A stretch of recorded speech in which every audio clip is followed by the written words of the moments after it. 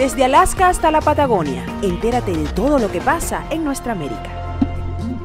Bien, y ya estamos de vuelta a nuestra segunda parte del programa. Aprovechamos como siempre para darle la bienvenida y saludar a nuestra gente querida que nos acompaña a través de nuestros distintos medios de comunicación internacionales, comenzando con Radio Cumbre 101.9 FM desde el estado Barinas en Venezuela, también a través de musicalfm.com. En los Estados Unidos vamos a leer a través de Fusión 90.7 FM desde Houston, Texas, y con nuestra gente de CNC Florida Central, nuestro canal de televisión digital. Igual enviamos un abrazo a nuestra gente de Ideal Radio FM desde Málaga, España.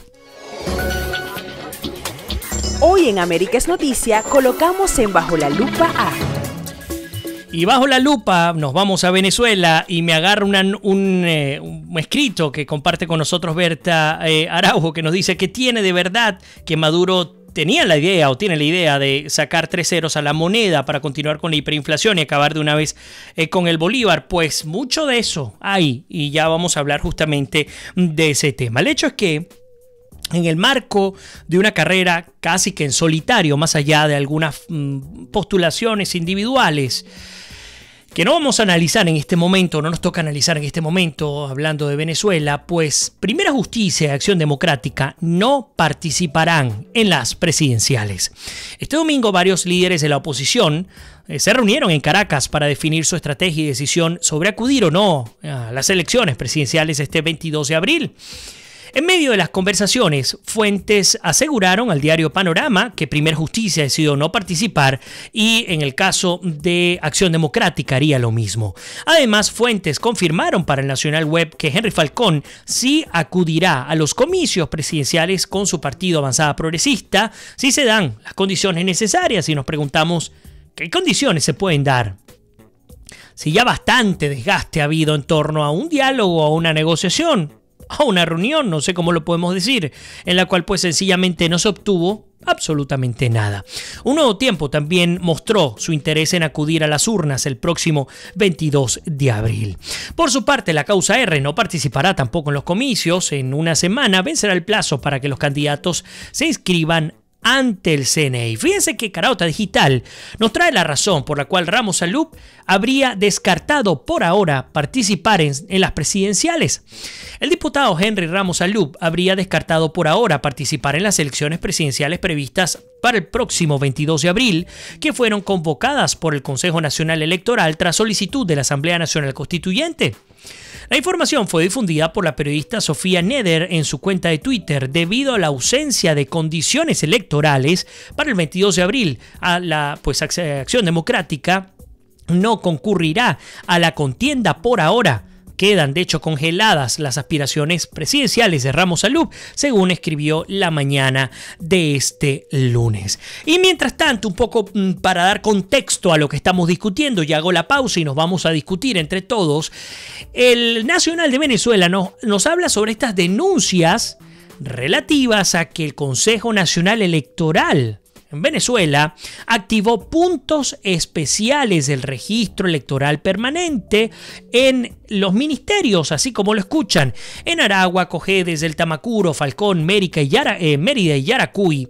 El Consejo Nacional Electoral incumplió con la habilitación de las 87 máquinas que, de acuerdo con el anuncio del propio ente comicial, estarían desplegadas en los estados del 10 al 20 de febrero para la inscripción de nuevos votantes y actualización de datos en el registro electoral, según un informe de Voto Joven sobre las irregularidades en los operativos del Consejo Nacional Electoral. Hasta el viernes, cuando se cumplieron los primeros 6 días del proceso, en dichos estados no se había activado ninguna máquina de las asignadas, pese a que el Poder Electoral anunció que el despliegue de 531 puntos y de 1.062 operadores para las jornadas especiales del registro electoral. En esas regiones no ha habido jornadas especiales, afirma la ONG en el informe. Los electores y nuevos votantes que desean hacer los trámites de cara a la elección presidencial fijada para el 22 de abril deben acudir a la oficina regional electoral en su entidad. Las oficinas regionales electorales, de hecho, se encuentran en las capitales de los estados, explicó Luisana Subero, coordinadora nacional de Voto Joven. Advirtió que el hecho de que el CNE no haya desplegado los puntos prometidos en el resto de los municipios de las 6 entidades mencionadas es una violación de los derechos de los nuevos votantes, a quienes, por las condiciones actuales del transporte y la crisis económica, se les dificulta movilizarse hacia las oficinas regionales. La ONG indicó que son alrededor de 1.900.000 ciudadanos con edad de sufragar que están fuera del registro electoral. A ver, las irregularidades en el CNE o con el CNE no son nuevas. Hemos visto cómo ya es una costumbre, no solamente por parte de los magistrados del CNE y de los cuerpos militares incluso, cómo se vulnera realmente el derecho al voto, se procura vincularlo al tema político, refiriéndome por ejemplo al carné de la patria, desmeritando incluso las denuncias que incluso como parte de la negociación, una de las solicitudes que se hacía era justamente el que se actuara de manera expedita y oportuna para sancionar a todos aquellos individuos que violasen la ley, por ejemplo, orgánica de procesos electorales, que mucha violación hay en torno a esta ley y que, lamentándolo mucho, se omite, se deja a un lado, porque sencillamente se saben confiados en términos legales, en términos de que no habrá ningún tipo de sanción porque no hay esa separación de poderes, por cierto, la misma que critica Evo Morales. El hecho es que no hay tal habilitación del registro electoral en Venezuela. Esa habilitación se está haciendo en función a la conveniencia del régimen venezolano. No hay la habilitación de aquellos políticos que fueron inhabilitados ilegalmente también, ni de partidos políticos, ni la oportunidad de participar veedores internacionales, organizaciones tan respetadas como la propia ONU. No hay posibilidad desde el punto de vista democrático para poder generar un cambio en el país. Este fin de semana tuve la oportunidad de coincidir con el alcalde de Chacao, Ramón Muchacho, y con el general Antonio Rivero.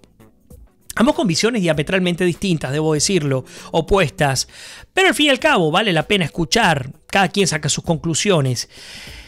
Y en todo caso, en términos de coincidencia, podría decir, y lo he comentado en este programa durante muchísimo tiempo, escuchar a Ramón Muchacho afirmar que no hay vía democrática para poder rescatar al país, digamos, y sostenerlo durante tanto tiempo, es el reflejo del deterioro real que tiene Venezuela.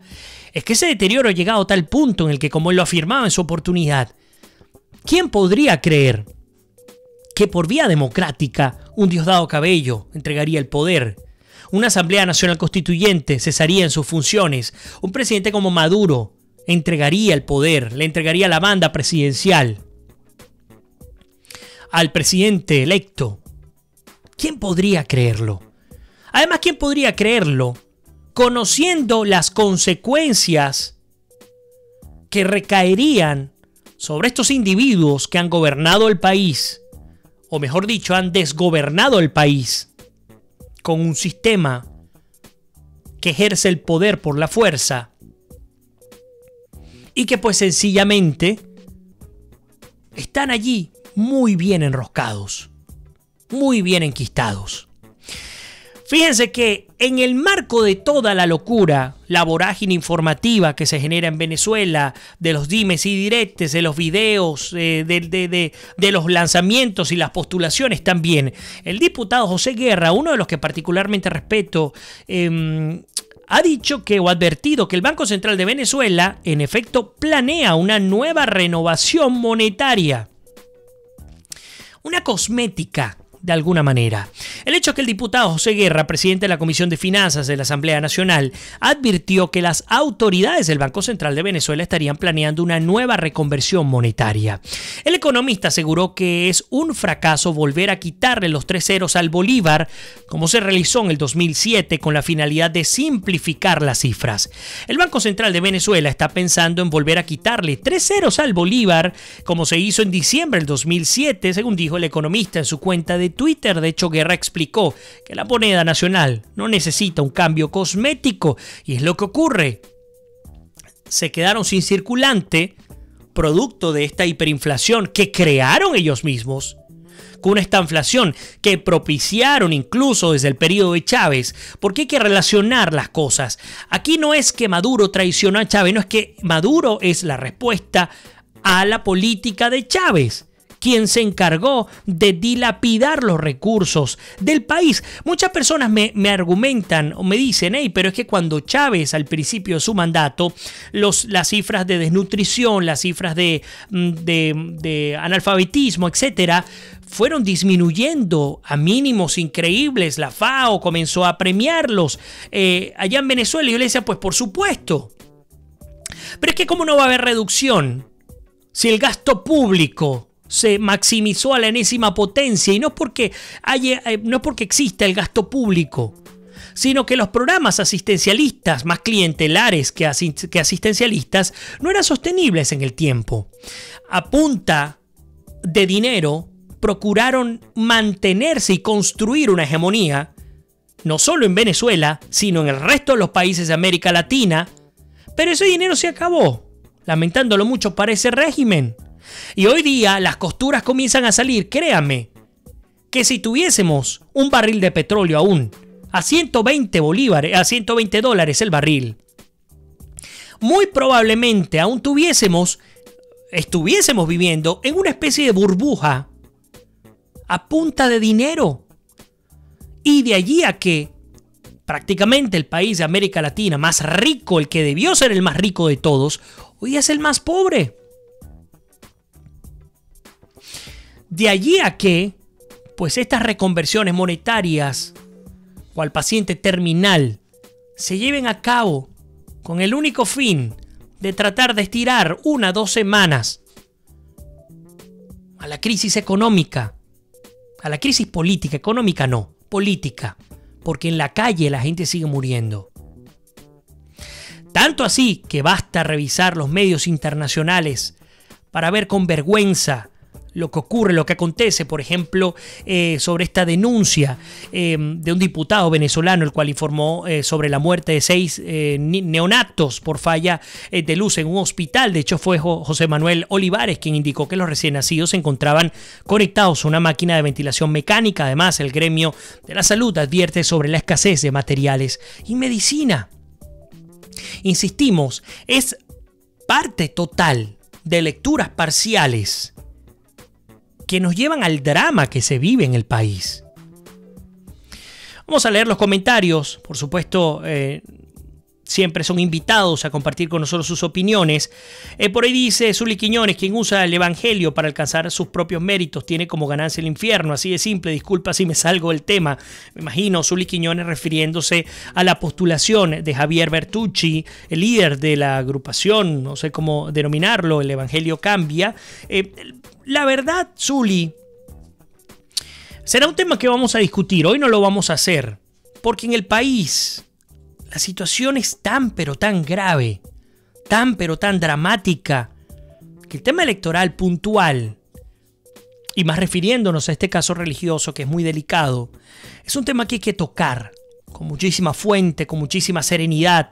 Pero lo que sí puedo decir es que con un régimen como el actual, ni que tengas lo que tengas, vas a lograr por vía electoral un cambio democrático en el país.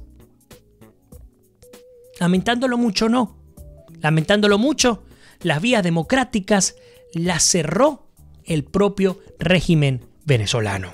A ver, continúo.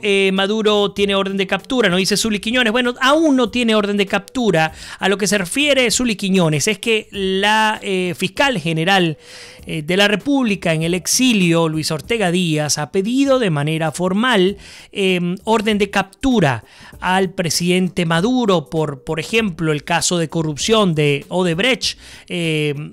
Bueno, son elementos que hay allí más políticos que jurídicos. Yo creo que en todo caso habrá que esperar el examen preliminar de la Corte Penal Internacional, la Corte Penal de Justicia. Pero bueno, en términos políticos, Luis Ortega ha salido al paso a pedir esta orden de captura internacional en contra de Nicolás Maduro, específicamente por hechos de corrupción, no por violación de derechos humanos ni otro tipo de elementos. No, básicamente por hechos de corrupción. A ver, continúo con los comentarios. Pues justamente Berta le dice a Zuli que no hay orden de captura. Elías Chirico nos acompaña. Elena nos dice: Vladimir, cuánta ignominia, qué desastre todo lo que emana de ese régimen. Es una copia fiel sobre el original, con la única diferencia es que los cubanos han sido más inteligentes y solapados. Edgar Ojeda también nos saluda desde Turmero. Un abrazo para ti, Edgar. Bienvenido a tu casa. Clodomiro Barrios nos dice: luego de la pausa vamos con Venezuela, no se lo pierdan. Bueno, por allí escribiendo. Elena dice: Maduro es la respuesta a la política de Cuba, exactamente igual a la de Chávez. Me desespera que el mundo no acabe de comprender eso. Muchísima gente quería que nos acompaña. Roberto también. Bienvenido a tu casa, Roberto Borges.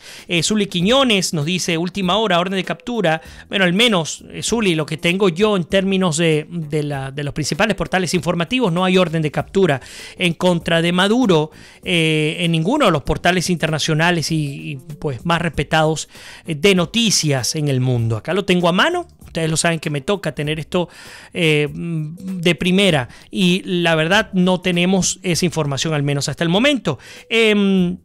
Por ahí nos dice Elías: hay una tendencia irreversible de la no participación en estas elecciones presidenciales, bufa por parte de los partidos tradicionales. Sí, hay una tendencia, espero que sea irreversible, y espero que sea irreversible, pero con un gran temor. Les quiero ser sincero, la experiencia a partir de esta conferencia que vimos el fin de semana es que aún los venezolanos, incluyéndome, no tenemos la respuesta a cómo terminar con esta pesadilla.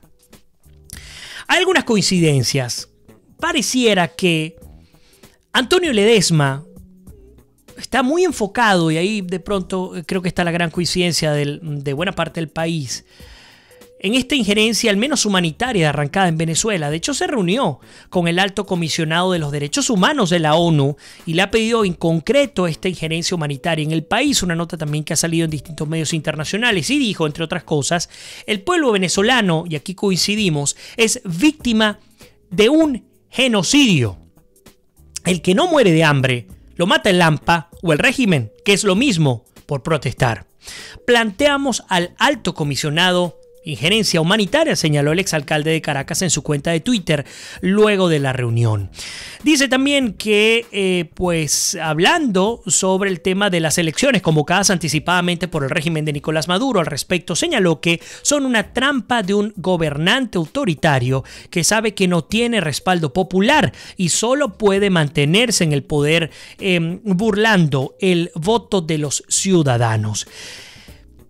Insistimos, parte de lo que hemos venido analizando, sí, sin duda, el tema de la injerencia humanitaria pareciera ser cada vez más inminente, viene acompañado también con las claras posibilidades y con la exigencia concreta, con la disuasión concreta a los cuerpos militares en Venezuela. Y no es una invitación al golpe, todo lo contrario, es una invitación al rescate de la democracia. Al rescate de un país en el que sus propios familiares están muriendo, en la que sus propios familiares han tenido que dejar el país huyendo despavoridamente. Miren lo que está pasando, y acá lo tengo, con Colombia, y esto no lo puedo dejar a un lado, porque tiene que ver con esto. Ustedes saben que la guerrilla del ELN decretó un paro armado. Por cierto, y tenemos a Lina Escobar justamente cuando voy a tocar el tema colombiano. Lina se incorpora con nosotros en esta segunda parte.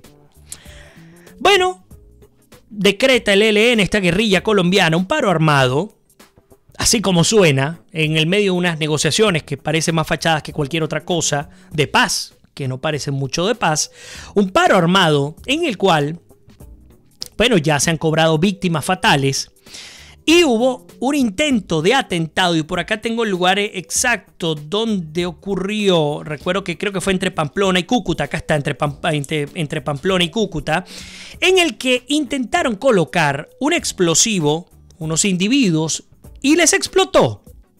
Las dos personas fallecidas, número uno, escúchenlo bien, tenían cédulas venezolanas, así como lo están escuchando. Y número dos, al menos una de ellas se presume, y esto lo dijo el propio presidente Santos, o perteneció o pertenece a la Guardia Nacional Bolivariana de Venezuela.